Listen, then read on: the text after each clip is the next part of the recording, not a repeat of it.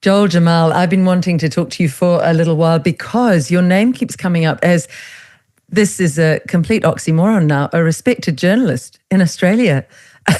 this is almost unheard of. You would know. That's the first thing.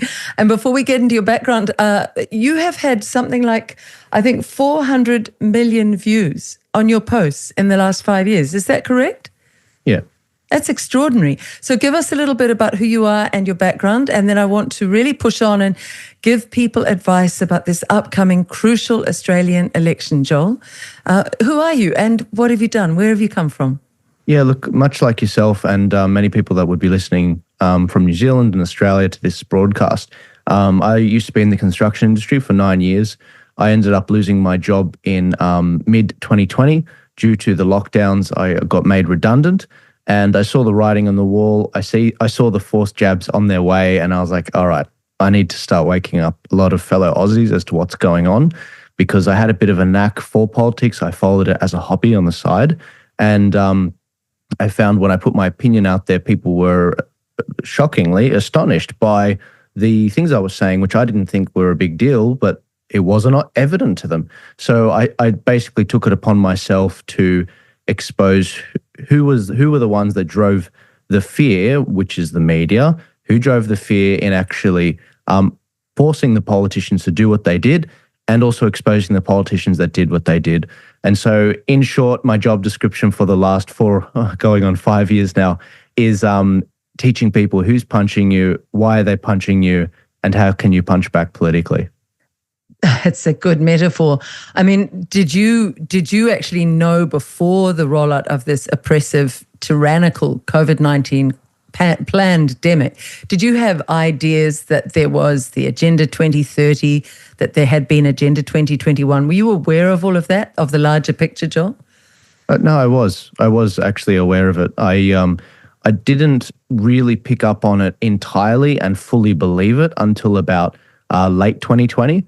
But when I was paying attention to a lot of the, as you said, those meetings that they would have for simulating pandemic response or a cyber attack, I just was very much like, okay, so this is the plan. Okay, cool. It's so understandable in a way that people were not aware, because I can still remember Ardern in the early days. There was an announcement that she had signed up to something called Agenda 2030. And as a journalist, as somebody trained in this, I went, I must get round to looking that up. I wonder what it is. And then my second thought was, it's odd she signed up and there's been no publicity about that, no discussion. But that was kind of where I left it, and that's where most of us leave it, because we're busy and we're trying to survive in our own lives. But once that pandemic rolled out, once I began interviewing jab-injured people and we sent those videos off to her, and all her parliamentarians, and there was never any care, never any response. I remember at 4 a.m, Joel, 4 a.m, doing deep dive researching and going, the only answer to this is that the government is not our friend. In fact, the only answer is that the government wants to hurt us. So how many Australians do you think are awake to that absolutely unpalatable truth? But it is the truth. Look, we've got probably, because we've got a lot of data on that to an extent, I would say at least 15 to 20% of the country is actually of that opinion. And I know that because we see in the voting data who is voting for some of the minor right parties in this country. We call them freedom parties here, and there's a gaggle of them. And but there is also a huge population that is marketable to. And so on the same day you guys had your election in 2023, which is when we first met, I was dying in New Zealand, and you're one of the few witnesses to that. It wasn't the best. Anyway, I won't go into it. That's a whole story in itself. But on the day that you guys had your election, we had our referendum that same day. And we found that 60 to 70% of our country didn't vote for what the establishment wanted, which was to establish like a Waitangi tribunal that you've had for 30 years, but even worse, because it would be constitutionally enshrined and hard-lined to make unlimited changes to the Constitution. And it didn't define who was going to be on this body. It didn't define how they were going to be elected, what powers they were going to have. All of that was going to be filled in after. So it was like a blank check Trojan horse sort of proposal, and 60 to 70% of the country said, nah, not voting for it. Yeah, nah. And so we've actually got a huge marketable population that are open to these things. You might be like, Joel, you've jumped from the voice proposal, a constitutional amendment, from what your question was, which was about these globalist organizations. There is a correlation. Some of the highest no voting seats to the voice were also the highest seats that voted for freedom parties in the country. And so this federal election, I do patterns, and I've got an idea of some seats where we might actually win them in the lower house, and of course the Senate as well. So we're very excited about that. We've got slightly different systems. I did have fun getting my head around your system while I was in New Zealand briefly, but yeah, let's get into it. I can help you to get into our system. It's a broken system. It's absolutely corrupt. And if you work really hard and do earn lots of votes, they do this new thing, which is covertly give the votes away. But that's another whole conversation. So although it's relevant to all of the globalist countries where we have globalist puppet politicians, because really it is a Marxist agenda that they want to roll out so they can have control of the many by the few. And Stalin himself said it's not who votes that counts, it's who counts the votes that counts. It's the vote counting that we will also have to look out for in Australia, because I know it was corrupted here. In terms of the Waitangi Tribunal as well, I would say that also was a Trojan horse now for us, because there is a corporate elite Māoridom, but you are lucky in the voice, because real, true Australians and Aboriginal leaders stepped forward and said, no, we don't need this. So you had more integrity, because I won't get into this more, but a lot of our Māori side of New Zealand has been corrupted as well. So we're dealing with a plane, basically, Joel, where there's corruption everywhere. In your videos, which are very, very good, you've talked about, I do not want this government overreach into my life. I don't want my children to be indoctrinated. The Australian people have had our freedoms betrayed. And in a way, there was one line you said, they must give them back. But I say, we are born free and we will die free if we choose that. And they are irrelevant to our inherent freedoms. But what is it that you want to see in this election? And then we'll get into how to vote. So what is it that you would like to come out of this election in Australia? Look, I'd like to see conviction parties on the right. So I'm a Christian conservative with a bit of a libertarian streak. I want a smaller government, but I also want, I believe in a moral government as well, one that actually doesn't just have a completely, atheistic view of the world and where science is king. I believe that there is a creator of the universe, and I believe that that is Jesus Christ. And that was what made Australia great. That is what made New Zealand great. And that's why we enjoy these prosperous nations. And we're dealing with cultural Marxists here, that say, we shouldn't get into culture wars. It's like, you guys are literally cultural Marxists. It is your job to destroy a country by demonizing what made that country great. Christianity, a free market, a situation where we have the opportunity to move, to have that economic mobility, to actually raise our kids in the way that we do, to have that intellectual diversity, freedom of speech, freedom of movement, freedom of thought. That's not something that is hanging around right now. I mean, where things are at right now is we get lawfare. If you have an opinion, you can't criticize the LGBT agenda. We can't control exactly what our kids are being taught. Instead, our kids can be taken off us. That's where things are going. I just came back from an event in Adelaide, and that is exactly what is happening with regards to legislation. In Victoria, if your kid is struggling with being gay and you try to remove that kid from the state, you're not allowed to do that. You're not allowed to do that. So that is what is in the law now. That is not what's coming down the pipeline. It's in the law now. If you take your child to a priest to help pray the gay away, or, they're struggling with it and they want a mentor and you pray on them, you're not allowed to do that, guys. You're not allowed to do that. And so this is just one element. Economically, red tape everywhere. The cost of housing has gone up. They won't say why. I'm from the industry. I'll tell you why. It's because we don't make anything here anymore. Electricity prices have gone through the roof because we demonized the energies that made our economy great. We used to have the cheapest energy in the world. We've got this, as many resources as South Africa. We've got all this beautiful, black, efficient coal, the most efficient coal basically in the world. So we used to have the cheapest electricity. Now we're in like the top 30 most expensive electricities in the world. And now we've got a situation where we can't actually build anything here for housing. So we've got a housing crisis. And 40% of New South Wales and Victoria, which are the most populous states, are now foreign born. Foreign born. I mean, so we've got a demand problem with everything. We've got a supply problem because we're kneecapping builders. 2,800 construction companies went out of business from 2023 to 2024 in Australia. Wow. Like and they're like, their answer to this is a Band-Aid fix. Oh, we'll train up new people. If you've got experienced builders like the one I worked for going under, experience outranks everything. It doesn't matter how well you train, an 18-year-old for 5 years. He's never going to be able to compete with that person with 40, 50 years, often of generational experience. They're from a building family. That's never going to happen. And that's just one element. I mean, the economy's gone to crap. Inflation, we've got runaway inflation, a situation where the government during COVID, which was our conservative government, the Liberal government under Scott Morrison, saved the economy due to the pandemic crisis. We had to give all this money out to businesses, which was a total rort. They gave tax breaks to the media. So the media basically were bought and paid for as a result. And it was never needed. It was never needed. The thing was a cold. We knew that by mid-2020 in June. We knew that the children were fine, but we shut down the schools anyway.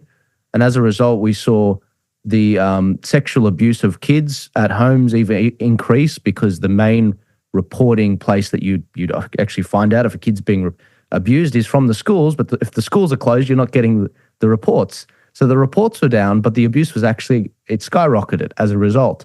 And so like this is what's gone on with this country.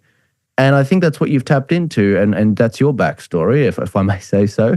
It's the failure of the media. They're meant to be the guardians of the democracy, and thus we have the rise of a new alternative media, both on the right and on the left, which has been fascinating.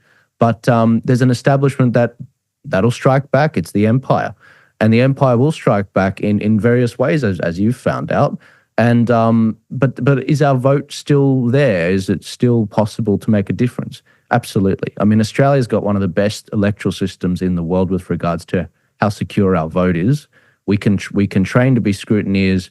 It's not perfect. We still don't check ID at polling places. We need to fix these things up and tighten it.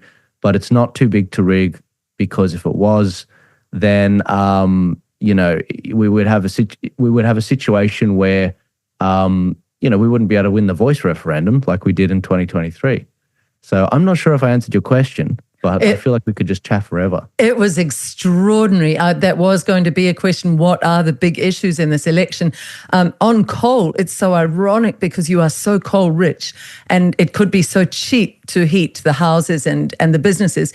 But all of that coal is being exported off to China. So for those climate crisis people who say, but we can't burn coal, China is burning coal and opening coal plants every single week. And we never haul them into line. Meantime, New Zealand and Australian businesses are being absolutely broken. And our farmers, Joel. What's the story with Australian farmers in the name of climate change to break them all? Oh, it's terrible. I mean, it's similar to what's happening with you guys. I mean, whether it's the bees and what's going on with the bees being killed off and these notices being served to certain farmers, or it's the fire ant traps that are being dropped on people's farms without the permission, or the slaughtering of chickens to hunt down this sort of chicken bird flu thing, or the wind turbines that they're doing, both onshore and the experimental offshore wind turbines they're doing. I mean, the farmers have had enough. The problem is the way our electoral system works is they don't have as much pull as they'd like. We need more states in this country, because if we did, then we'd be able to give them more Senate spots. Then bills couldn't pass without their permission. We'd have more of a democracy. But instead, what's happening, a bit like New Zealand, is you have all the people living in Auckland and the other main cities like Wellington. And as a result, it basically concentrates the voting power because it gets divided by population. So no, look, the farmers have had enough. They're really struggling. The cost of everything's gone up for them, pesticides, everything. And they're constantly getting these new rules put in. I mean, They're closing our live export sheep market. They're phasing it out. They're phasing it out in Australia. So that's mainly a Western Australia topic. That's an industry. And they ship a lot of these animals over to Middle East because to an extent they want to kill the animal that they want to do it, which they want a fresh animal and they have a halal way of doing it. Fair enough. You guys do yourself what you want to do. But we're closing ourselves to that market and we're actually completely decimating communities that are literally built on that. And this is not the first time. I mean, this has happened both under conservative governments and left-wing governments where they go after farmers, they shut down and heavily regulate certain industries, and including like the sugarcane industry and others, and the shearing industry and the wool. It's just terrible. And as a result, the things that made Australia and New Zealand are just being gutted. I mean, what happened to Fonterra? Fonterra used to be 100% New Zealand owned, right? Yes, it's a giant rort anyway. It has been, that was under John Key, who was one of our early globalist leaders. Well, we don't know, actually. They could go much further back. But what you're talking about here is lockstep, Joel. This is happening across the Western nations. All across Europe, the farmers are being oppressed. All across Britain, they're trying to break them. Here in New Zealand and across in Australia. So let's just briefly, before we get into the actual nuts and bolts of how to vote so that you can protect yourselves, Australia, let's just briefly put it in the context of what you termed earlier, and I did too, the Marxist agenda, the Agenda 2030. We've alluded to that. What is the end game in your view, Joel? Oh, look, the end game is that people are just smart enough to do the jobs, but not smart enough to actually break the system and actually have true freedom of mobility, financially, intellectually. They just need people that can basically prop up the system. I do fundamentally, I'm Christian. I fundamentally think that there is a satanic element to all of this. I think there's a lot of people might think I'm crazy because of that, but the further you dig down onto this, whether it's the LGBT agenda, whether it's abortion, whether it's stuff like the Babies Born Alive bill in Australia, whether it's to do with the jab stuff and then, global depopulation, I just see it as an anti-human element. I mean, the climate change agenda is a huge one. It's like humans bad, rather than humans guardians. No, humans bad. And that's what's really frustrating about this whole thing. It's the end state is that we're totally controlled, that we don't have that economic mobility. But this is the thing, if you have free speech, if you can secure your free speech, and some great things happening with X and other platforms as well, like Rumble.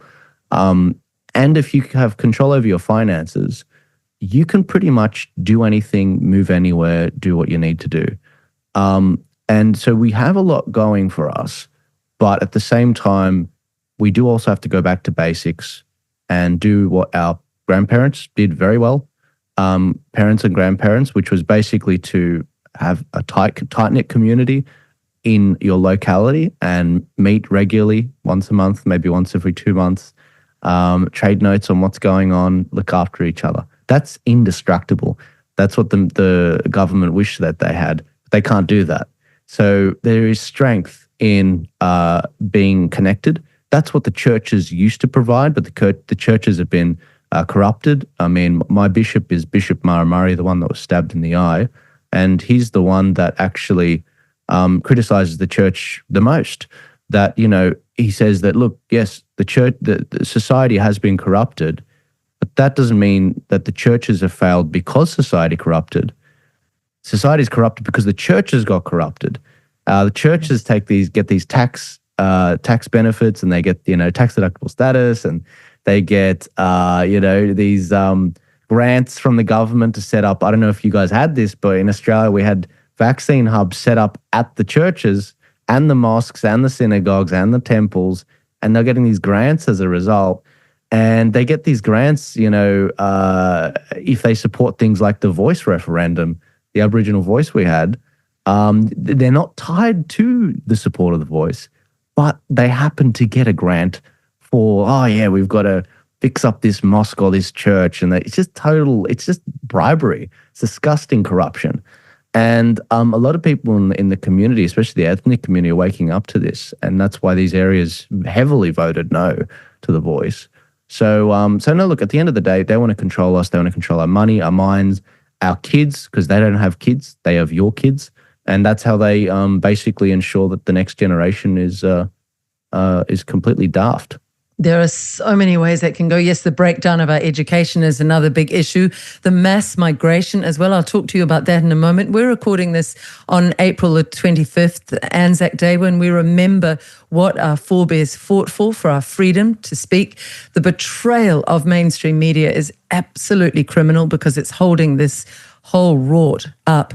But did you hear just now, before we came to air to record this, Rainer Fulmick has been given over 3 years of jail on top of the time he's already been spending in jail. And that is that German lawyer who he's now going to become somebody on the world stage like a Julian Assange. It's absolute corruption of somebody who is speaking up for freedom. So we're against very dark forces. And in the end, I always think of it, Joel, like the greedy little kid in a school classroom who wants to have all the paper and all the pens and all the kids' lunches and gobble up everything. And that's what the globalists are, really. If you laugh at them, they're just pathetic. They're just a few psychopathic people who think their way is the only way, and they have enough money to push it through on all of us, unless we make it too big to rig or vote in vast enough numbers to push back. So let's move into voting now. Now, what I'm interested in is 1.5% of the electorate used your how to vote forms in the last election, which is an extraordinary outcome. And I think that's a starting point for what people can do. Where can they go to find your how to vote forms, which seem to make a lot of sense? Yeah, absolutely. Well, look, if people head to tpaust.com.au, I failed to mention I'm the head of Turning Point Australia. These things tend to fall by the wayside when you're just focused on the work. But no, I run Turning Point Australia. It's officially licensed with Charlie Kirk. I just came back from the US and I showed them a lot of these projects that we've been up to. And when I said to them that stat that you just read out, which was the that we did 250,000 how to vote cards in the last federal election. And by the way, that's not me saying it. That's been verified by ABC News. I actually had an open book with them and I showed them the numbers in each electorate because I have the numbers. That is 1.5% of the voters that actually show up and vote, which is nuts. And so we... what was the reaction of Charlie Kirk's organisation? Did you meet Charlie, by the way? Did you meet him? You're not going to believe it. I actually have never met Charlie and I've never spoken to the guy. I talked to the guy that really gets things done on the ground. That's Charlie's number 2 guy, Tyler. When Elon Musk got involved in the election in the US, he said, Charlie, we got to focus on these swing states. And Charlie's like, no worries, we'll have a meeting. And he's like, no, I want to have a meeting with your operations guy. I forgot what he said, but he said, the guy that actually makes it happen. Because he knows Charlie's just sort of like, Charlie's a smart cookie, don't get me wrong. But you need to delegate, and he has great people around him. Tyler is one of them. And so Tyler, I sat down with him and I showed him a lot of these projects that we do in the last 8 elections. We've fought 8 elections and 1 referendum in the last 4 years. It's been nuts, absolutely nuts, nonstop. So we fight local, state and federal. And for those people in New Zealand that think that local and state, I don't think you have state elections, but do you guys have we don't have the 2-tier system, because that's what I want to talk about. You have the Senate, which can oversee the lower house. We just have the lower house and it needs oversight. Boy, is it corrupt here in New Zealand. But we do just you guys have council elections? Yes, we have local council elections. Yes. Oh, good. Yes. Right. So we have local, but then we have states, and then we have federal. So we have 3 different types of elections, and in our state and federals, you're right, we do have the lower house and the upper house. But getting back into the how to vote cards and what we do at these elections, basically a lot of people, because Australia has a preferential voting system where if your first person doesn't get in, then what you put as the number 2, the vote flows to them. And if they don't get in, it goes to the number 3. So you do that for all the candidates. That's we're one of the only places in the world that does this. I think there's one other place, and it's some tiny island. Don't worry, it's not New Zealand. It's somewhere. You guys aren't that small. There's actually an even smaller, a much smaller island that does it. What's the purpose of it? What's the thinking behind it? I think the idea is that, look, with the first past the post, you can get a candidate elected on 30% of the vote, 25% of the vote. But just because they're the biggest, 25%, the other 75% might be like, well, we didn't really want them.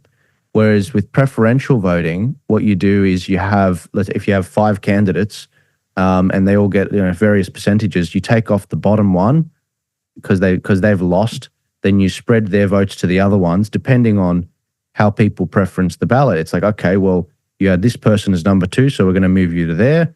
And then if they get removed, then So it's a bit complicated, but I can see the thinking behind it. But, does it also obfuscate the truth? Does it give them a chance to cheat? That's when I've looked at it, I've thought, it'd be quite easy to hide a bit of shifting around of votes in your system. In some ways, it actually makes it harder to cheat, to be honest, because we can see the ballots. Everything has to be accounted for with regards to the votes.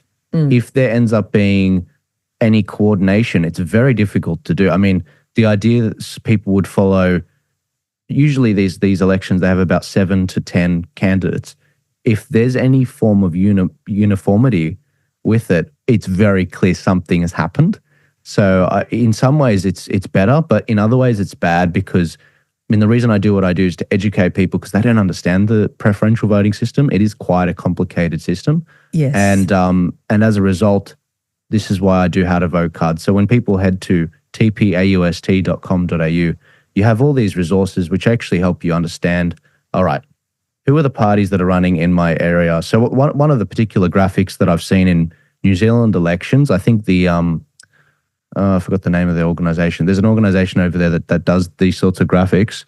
So one of them is like a policy matrix. So this policy matrix you'll see on the website, it goes through basically 31 different questions on ethics, energy, health, education, economics, democracy, and defense. Yes. And it basically asks all the parties, yes or no, basically on those questions. So very quickly you can see who the freedom parties are, who the major parties are, and it shows you everything that the freedom parties have in common with regards to, you see a sea of green of agreement from the freedom party, so maybe they should become one party. And then you've got the sea of agreement with the opposition parties. And with the Conservative Party or the major Conservative Party, you can see how they're falling short of the mark as a group. Very interesting.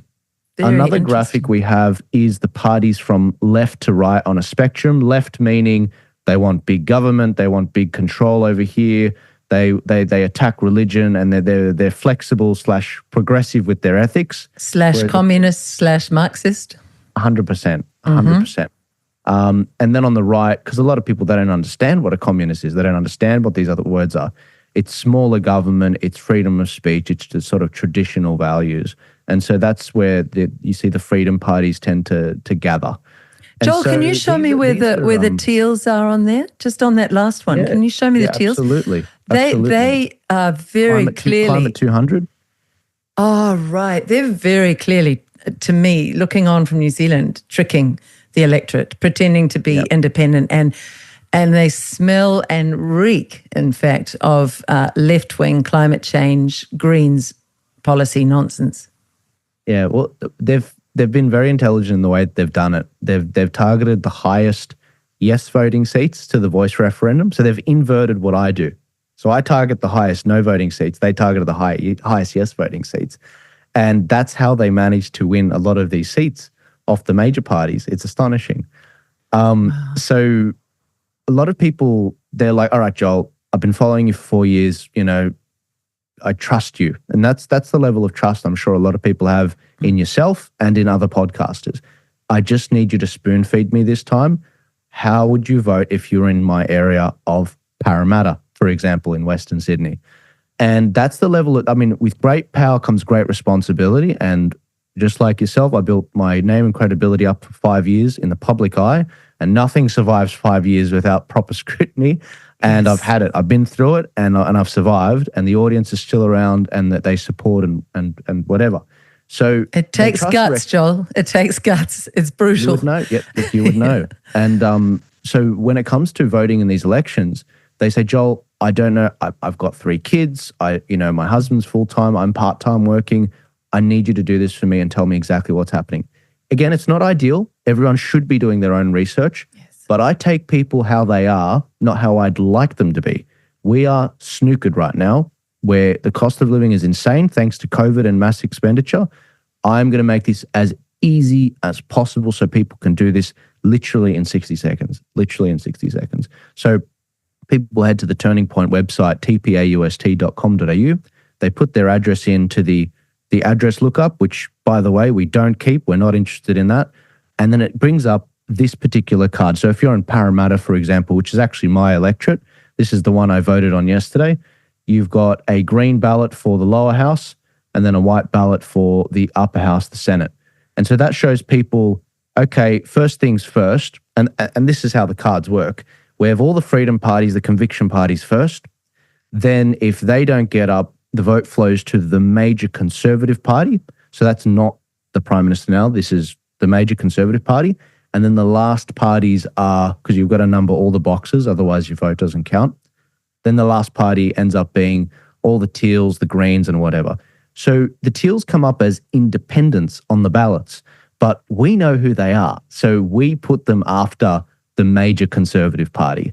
And so people, that's the level of trust we've built up with our audience over 8 elections and our coverage. It's that they understand that we do our research. Where we get it wrong, people will let us know and we make a correction within a day. But generally speaking, it's a very well-oiled machine. And we're basically the largest organization in the country that basically does this. And yeah, I'm hoping that we can smash that number that we did last time, this election. This is really important. So let's get down to that. What do people need to do? They go to your website and they simply look up their electorate. They see your recommendations. Outside the election booths themselves, you can also have people sort of campaigning. That's an odd system. Tell us about that. And I saw you put up a post advising. It's funny. In America, you're not even allowed to hand out like a water bottle with the Donald Trump's head on it. But in Australia, you can literally get ballots and give people these how to vote cards and to show them how to vote outside an election booth.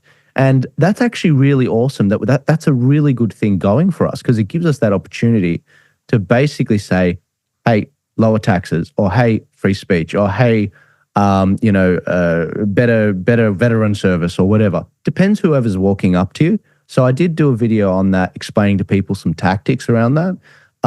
That's an enormous opportunity to increase our vote. And in order to get a senator up in this election for the upper house, you need about 14% of the vote in the state. And so, yeah, we can get a lot of people up in this country. So what I loved about the video you put up, and we might play it here actually. Early voting has started today for the federal election. And over the weekend, I came out with the Turning Point Australia How to Vote card recommendations, which is where we recommend how to vote in your particular area. Now, I often get asked, Joel, why should we use your particular how to vote cards from your team? And the answer I would say is, look, I want government out of my life. I want to keep more of my money. I want more red tape cut. There's too many rules. My kids are being indoctrinated and they're not learning exactly the things they need to learn in schools.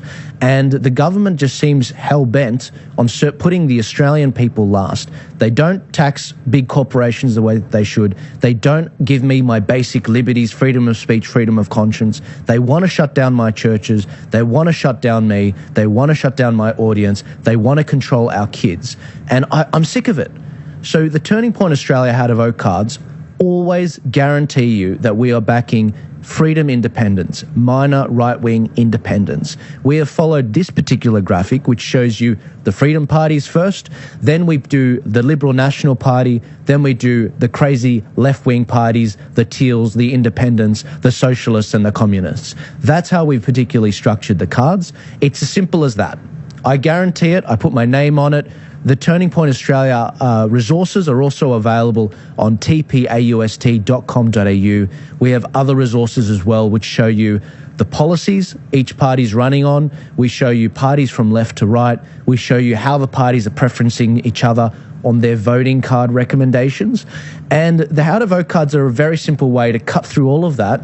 Just show you this is who we recommend. If you've been following our content for the last 5 years, if you're part of the 400 million views we have gotten in the last 5 years, then these how to vote cards are for you. I stake these on my name, on my credibility, on everything, all the trust that I've built up, all the authenticity you've seen on this show, the guests that I've had on this panel, and the conversations I've had. If you've been viewing this stuff, this is very much the how to vote cards that you should be using.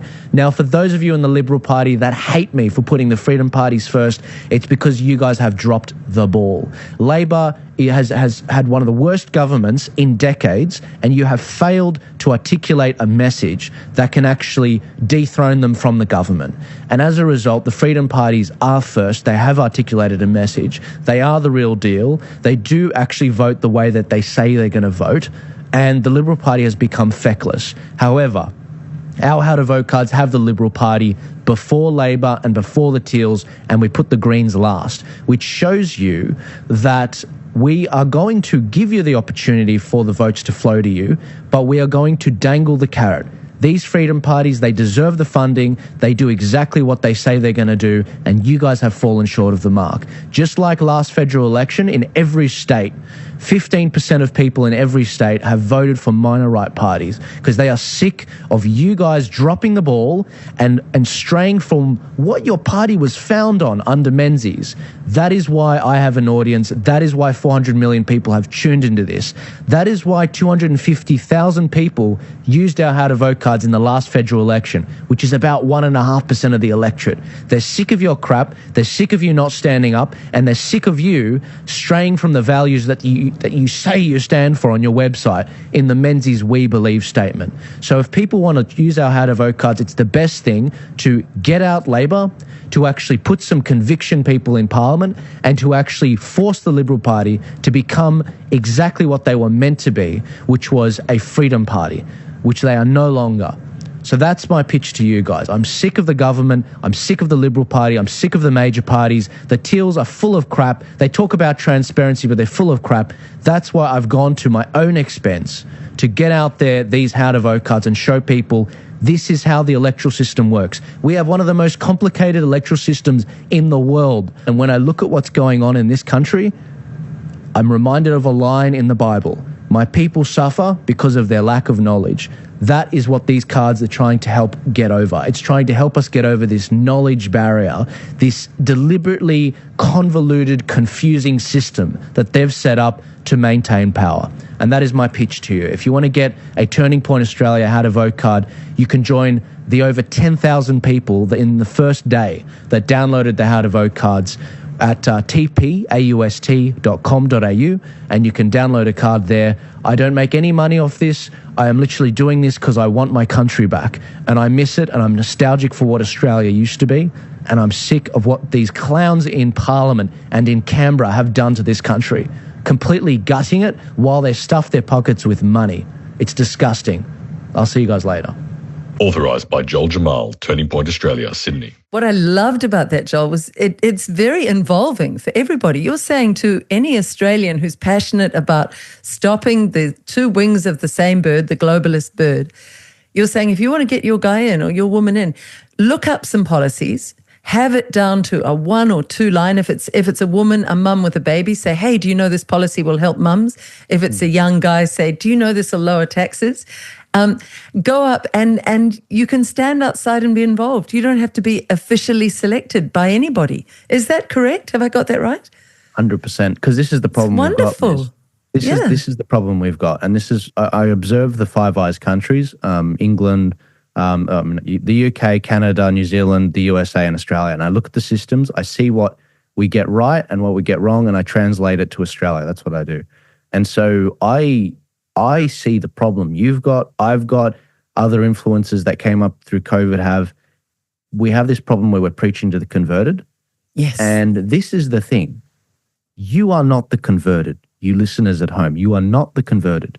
You are fishers of men to go out there and spread the word. You are the Spartan warriors, per se, of our movement, to actually be the foot on the ground. And this is the thing. When it comes to what's happened in the UK, that's how Nigel Farage has achieved what he's done. It's by turning people and giving them the tools they need. So look, a lot of people often ask me, and you had it as well. They ask me, Joel, when are you going to run? Because I've never run before.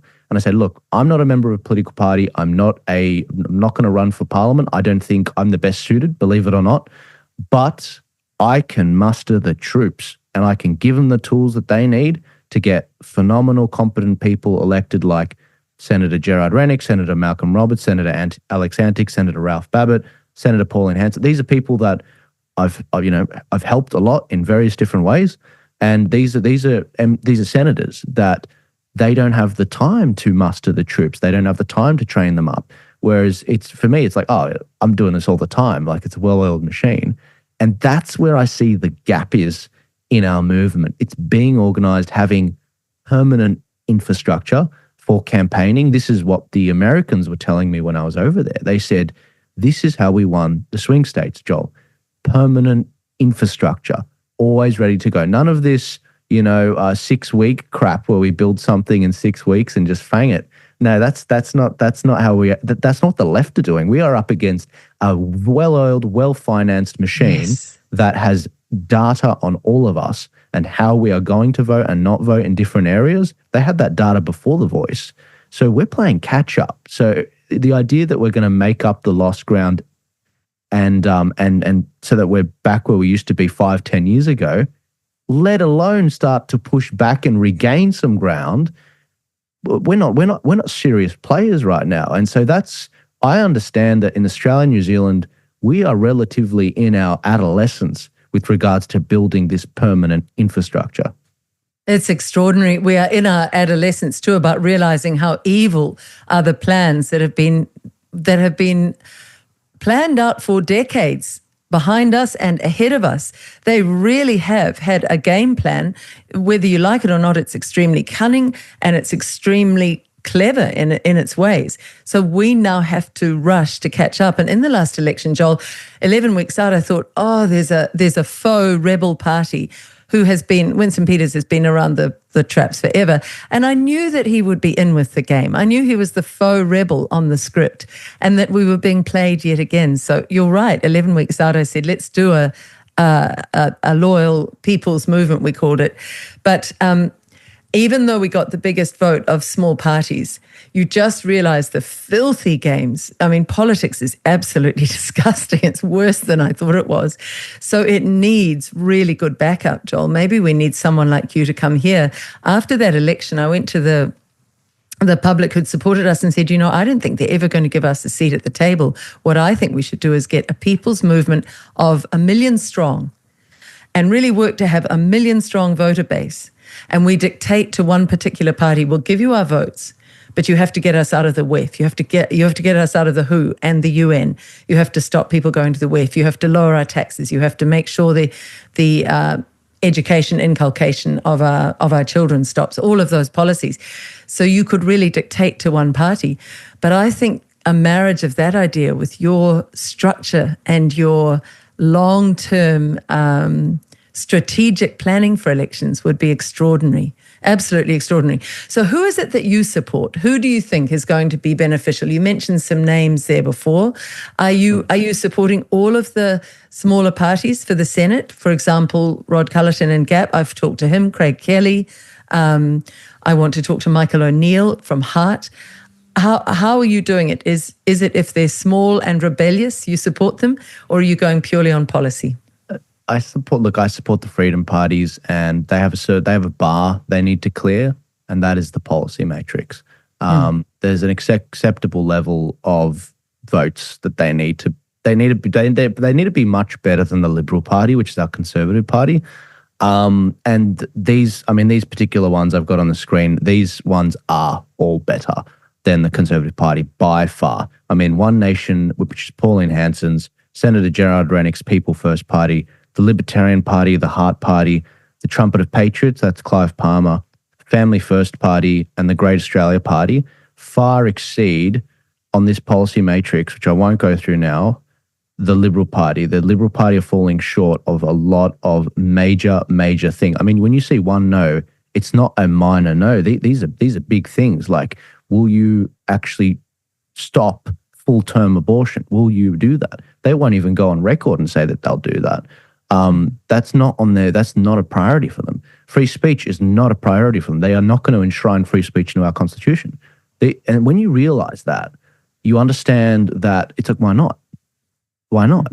Why don't you want to do citizen-initiated referendums so that citizens can actually trigger a referendum and change the constitution if they want to? Why does it have to go through parliament? And so this is there are bars that they have to clear for me and my organisation to basically take a good look at them. But look, we're grassroots. I mean, the how to vote cards aren't done by me. They're done by phenomenal local groups in each state. We have a state team, and we work very closely with them in local, state, and federal elections. I think last year in September and October, we did something crazy like 4 elections and another project on the side in 2 months, which was insane. It's impossible to do without having good volunteers, good contractors that smash out the work, and people that back you, financially with, $5 to $100. I mean, it goes a long way. And that's what we're working out the systems for right now. And we're seeing phenomenal success. I mean, in one of those elections was the local elections for New South Wales and for Victoria. One of the best councils in the country is Cessnock Council, just north of Sydney, and they are heavy coal country. I said this is going to be the best one in the country. They ended up getting half of the council spots, and they won the popular vote for the mayor. Like, this is a very encouraging seat, and they may win because they've fought so well at a local level, because all politics is local, they might actually win a federal seat this election. Stuart Bonds for the Hunter. And that is what consistent effort, what happens with consistent effort. And that's the thing. If we do that, we are seeing the results from that. The Libertarian Party, they are one of the only parties out of those freedom parties I mentioned that actually fought local elections in New South Wales and Victoria. Now they have something like 15 to 20 councillors across the state. And other councillors started to join them after the election as well, because they like what they're about. So parties traditionally don't get involved in local elections, but they should, because all politics is local. If you want to win federal elections, you have to fight state elections. And if you want to win state elections, you have to fight local elections. That's how it works in Australia. And in New Zealand, you got local and then you got federal. If you're not fighting local, you're not serious. And that's the thing. That's what people got to do over there. And I got to say, Liz, you offered me the opportunity to tell New Zealanders how to save their own country.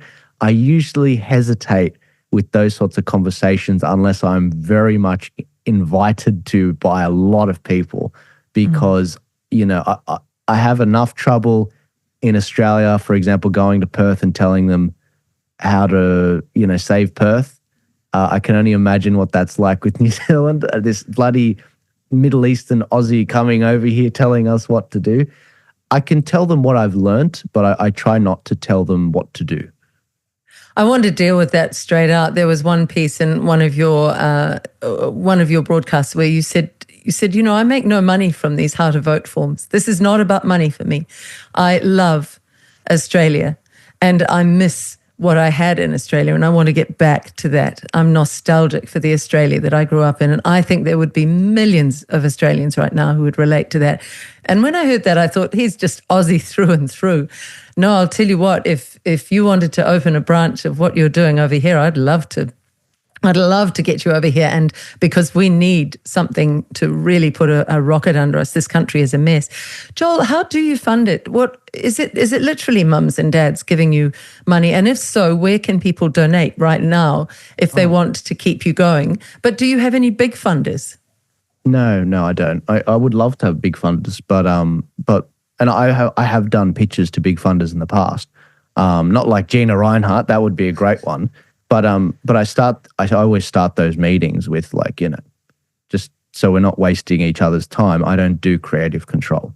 I have the formula. This is the plan. If you're not on board with it, let's just have a nice conversation and then call it quits. But I don't want to waste people's time. The reason why our country is the way it is in Australia, at least, is because people have sold out, because it's easier. It's more financially beneficial. They can go and buy their wife that extra bag or whatever.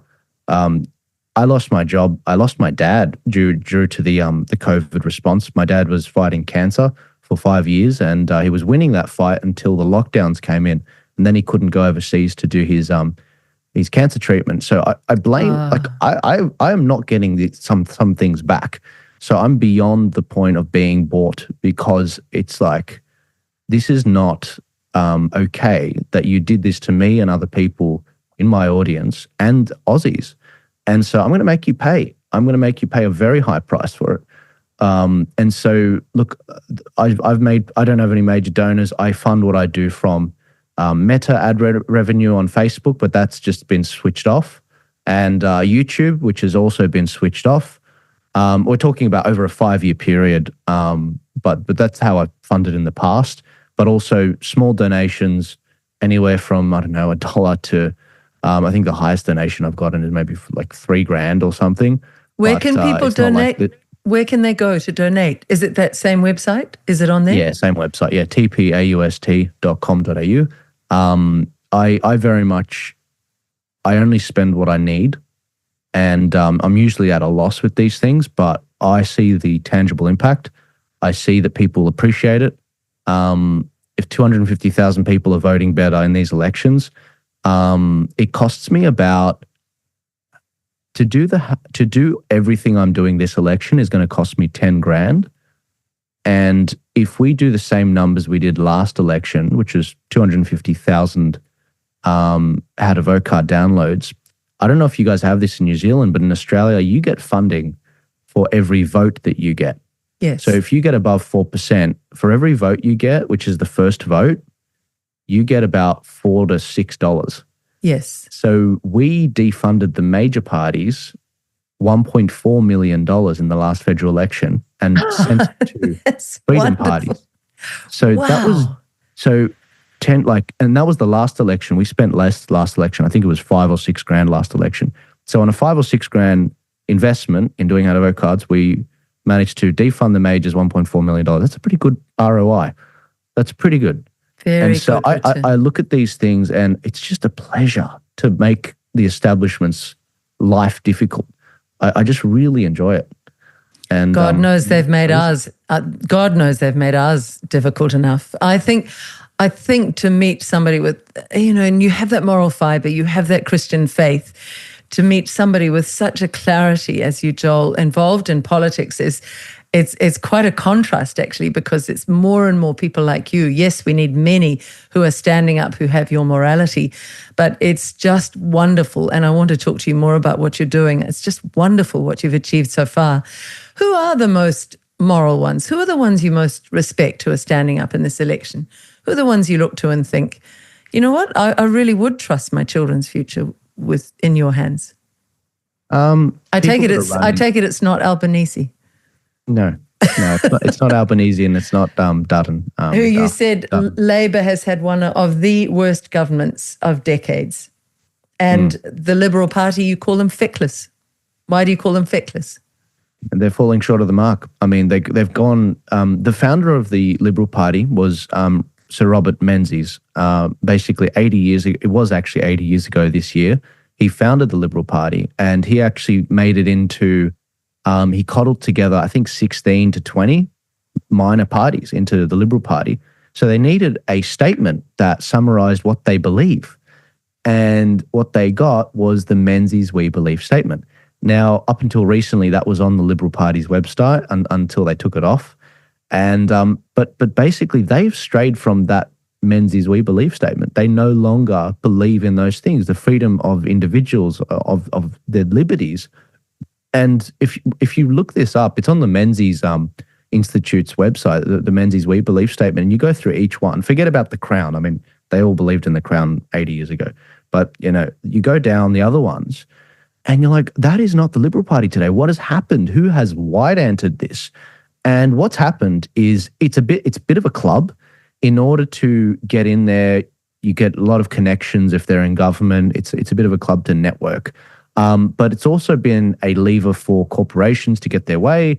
If the government has the power over something, then they need to be buddy-buddy with a lot of these organizations. I mean, the gas organizations, for example, they totally rort Australia. They take on natural resources and they barely pay anything back to the country that gave them the resources. And they pay, some companies pay to be a part of when our Conservative Party, our major Conservative Party is in government, that we call it the coalition. There's the Liberal Party and then there's the Nationals. Those two guys are the Conservative Party together. The National Party, they're like farmers and mining and all that. But they're looking like they're selling out farmers, actually. A lot of the national actions are letting down farmers badly. The independents offer the farmers much more, I think. Anyway, back to you. Yes. So the National Party then, I know that's the name of your major party there. The National Party, they always get the mining portfolio. And guess who gets access to the minister for the mining portfolio? The corporate donors, they donate $50,000 to $70,000 every year for a sort of corporate sponsorship to the National Party. They get access to that guy. So every time he has to look across, because his name, the minister with that portfolio, he has to make decisions on certain proposals with regards to Australia's natural resources. When he comes across something, and it's like, well, do you want to make these corporations pay more tax and rather than just rorting the country? This isn't a left or right thing. This is a pro-Australia thing. He's got these people coming in and saying, oh, look, we're gonna go to the other guy. We're going to fund a campaign against you if you don't do this or that. And that's what happens. That's how our country has been stolen. And it's one, it's corporate interests. Two, there is a globalist element, but money, it's about money. It's basically about money and control, and it's disgusting. It's completely disgusting. And so when these interests align, it's not necessarily a conspiracy, but sometimes it is. Some organizations, they're making money out of it. Some organizations, they're thought leaders like the WEF, and they're getting XYZ out of it to control people. And this is what's disgusting about what's happened to our countries. We are under control by everyone except Australians, everyone except New Zealanders. And it's like the only way we reverse this is exactly how our countries were started in the first place. It is by engaging in our democracy, by founding it properly and making sure we engage in it. And actually, Australia's constitution was the only one that was voted on and confirmed by the Australian people. It's the only one in the world, I believe. Or it might have been the first one. But the idea that we're just going to abdicate our responsibility to engage in our democracy for 0.5% of our time every year, the amount of good that would do would be phenomenal. We would be able to save our countries very simply. But a lot of people aren't prepared to do that. A lot of people don't see the big picture. That's where organizations like Turning Point Australia, Turning Point USA, that's what we're doing. We are filling that gap. We are giving people the tools to beat the bad guys and teach them who's punching them, how they're punching them, and how can they punch back, basically, politically. It's really important. And your National Party is what I was referring to earlier. They are the ones who are really punching the farmers, I think. They say, let's push back to a certain point, and then they seem to betray the farmers. So I want to go back to my earlier question. The ones who are honourable. I mean, I've talked, as I said, to Rod Cullerton, and he has a big line on Australians have also been rorted completely constitutionally, which we won't go into here, but he says that would be a great way for Australians to gain back their power. So it's worth looking at GAP on that plank alone. But many of the other parties also, like Rod, are looking at how to support the farmers so Australians don't go hungry, so that you're not starved into Marxism. Who do you think are the honourable ones, Joel? Look, I'm going to start off by saying never meet your heroes. I think that's a very important thing. Yes. No, honestly, because what people get traumatized. I've seen it many times in our movement, but also outside of politics. People get traumatized because they're not ready to meet their heroes, and when they meet them, they get humanized, and then they get So the problem I see is a lot of people, they're looking for a savior to come when the savior is actually them. Beautifully said. And so, look, with that said, there are a lot of people that I would trust to vote the right way on bills in Parliament, because at the end of the day, we're never going to agree with anyone on anything. I mean, I've got a brother. I don't agree with him on everything. I don't agree with myself everything I said a year ago, let alone, or yesterday, let alone. And so at the end of the day, let's not let the perfect be the enemy of the good. I trust people in this state like Craig Kelly. He's running for the Libertarian Party, the Heart Party, and the Rennick Party. They've formed a coalition ticket. And I support people like One Nation in New South Wales. They're my number 2. I support Family First in this state. They're running as the number 3 on my ticket. That's Lyle Sheldon. Family First is an organisation in New Zealand as well. They're the ones that did the policy matrix. Yes, yes. Bob, that's right. Yeah. And I also support the Trumpet of Patriots to a lesser extent. I like Senator Ralph Babbitt, but he's not entirely involved with trumpets. He's kind of 1 foot in, 1 foot out, still with the United Australia Party. And I support Rod Carlton, but he's not actually running in this state. He's only running in WA, Queensland, and we have him on our tickets. So yeah, look, I think that we're going to need everyone to win this. Yeah. And anyone that's telling you that, because I see this in every country. I'm watching the freedom movement in the UK implode right now.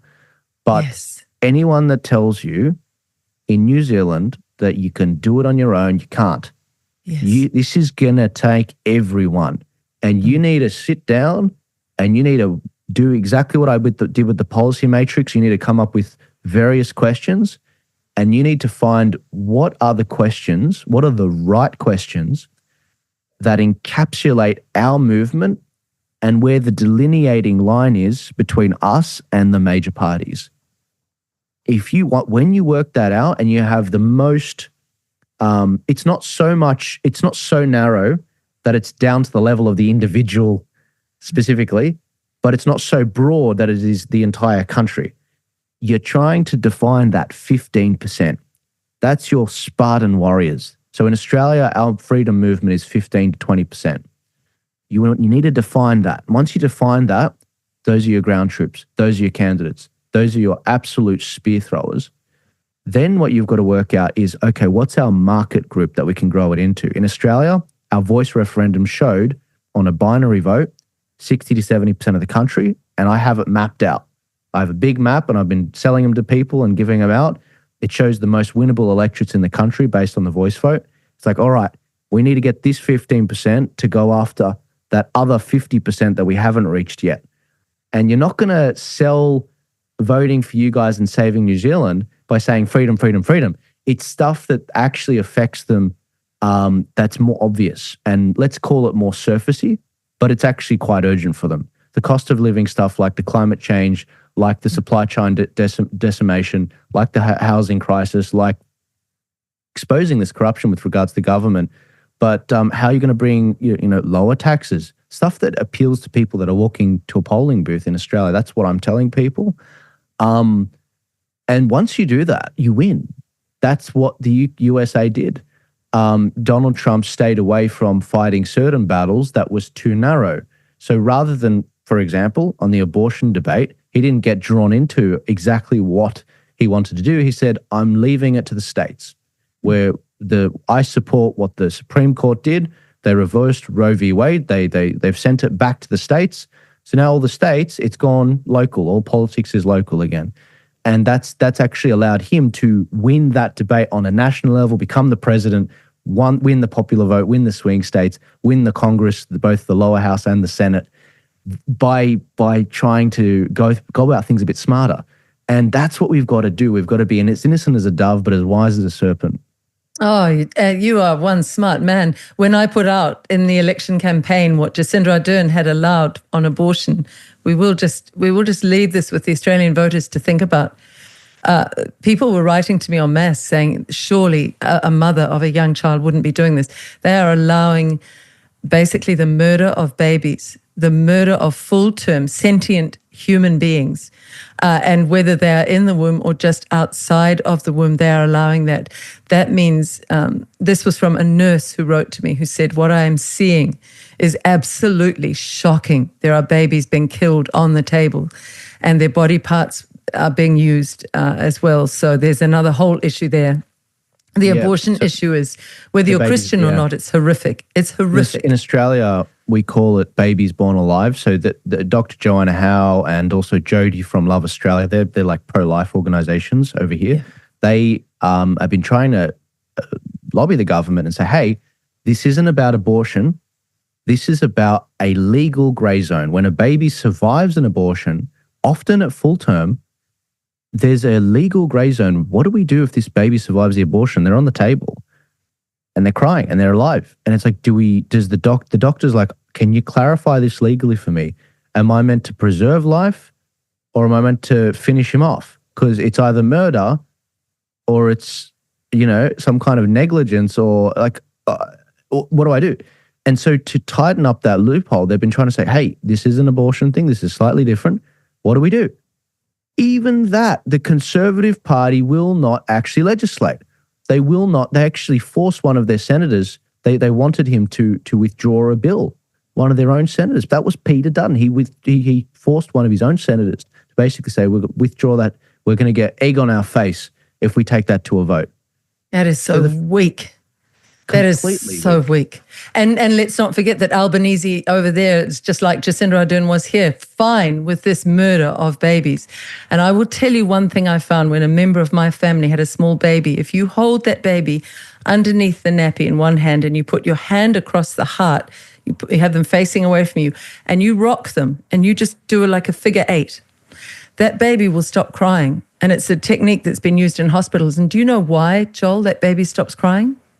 Because the baby has an absolute memory of being in the mother's womb and floating. Wow. And that movement recalls for the baby subconsciously this memory. And that to me was enough to show these are sentient beings inside a mother that are being murdered. There should be no abortion beyond 3 months. I mean, and only in the most extreme cases. That's my view. And we have to stand up now. And I think the resurrection of Christianity is very interesting. Across Easter, across all European countries, Ireland, England, there were people out marching. Now, the Antipodes are being slower, but we are murdering our citizens and we are traumatizing our mothers in the name of this far left liberalism that has gone way too far beyond. It's beyond inhumane now. I'm sorry to bring in my personal views, but if you get me on abortion, it's really horrific what they're doing. It's a highly emotional topic, and it's very important to talk about it. And that's the thing. We're being bullied into silence. We've got to speak up. And on that topic, especially women, we need more women to speak up. We do. In fact, 66% of my audience are women, by the way. And it's great that they're engaging and they're waking up the men and saying, hey, they're coming after the cubs at schools and all of this. Wake up. And that's. Women have a lot more power than I think they realize sometimes. Yes, I felt it then. I felt that rise of it then. Joel, what did I like to talk to you? There's a lot more for us to talk about after this election. But just finally, a couple of things. Everybody to go to your site. If you can, please would you donate, but also get your how to vote forms. And if anybody would sponsor Joel to bring his organisation over to New Zealand, please contact me, liz.gunn@freenz.org, because if we could raise enough money, we could set up a branch over here. I wanted to go out on the priest that you mentioned. The day that stabbing happened, I was talking to Maria Z and she said, Liz, I've got to go. He's my priest. And she took off.